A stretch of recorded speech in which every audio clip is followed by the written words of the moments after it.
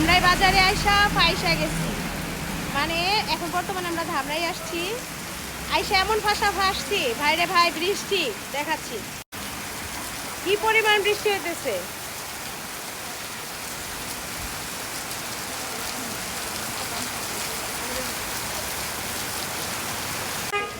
কি একটা অবস্থা, এত বৃষ্টি।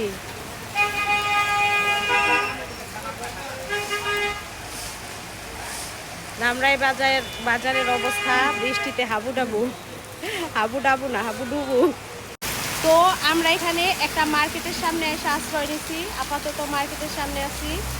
এখন এই সুযোগে পুতুলের বাবারে দিয়া মার্কেটের ভিতরে ঢুকবো, মানে শুধু ঘুরতে যাওয়ার, যেহেতু এখানে পয়সা দেওয়া হয়েছে একটা মার্কেট সামনে, এখন শুধু শুধু দাঁড়ায় থাকলে কেমন একটা দেখায় না, আমরা একটু মার্কেটে ঘুরি। কি বলো পুতুলের বাবা, একটু মার্কেটে ঘুরতে চাইতেছি। আমি কিন্তু বাসায় দেব, বেশি কিছু না নিলেও অন্তত কিছু তো নেব। পকেট কি গরম না ঠান্ডা? আচ্ছা, পুতুলের বাবার পকেট গরম আছে, একটু তো খরচ করাই না। ভাই রে ভাই, মার্কেট যে এত নীরব, মানে আমার কাছে মনে হইতেছে শুধু আমাদের জন্য ওই দোকানগুলো সব খুলে রাখছে। একটা লোক নাই, শুধুমাত্র আমাদের জন্য মনে হয় মার্কেট ওপেন আছে।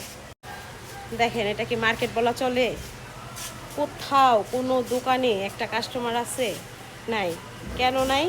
এই যে বোরকার দোকানে ঢুকবো আমি, কেন নাই? বৃষ্টি, এই কারণে নেই। আর তাছাড়া ঈদও দূরে, এই জন্য নাই।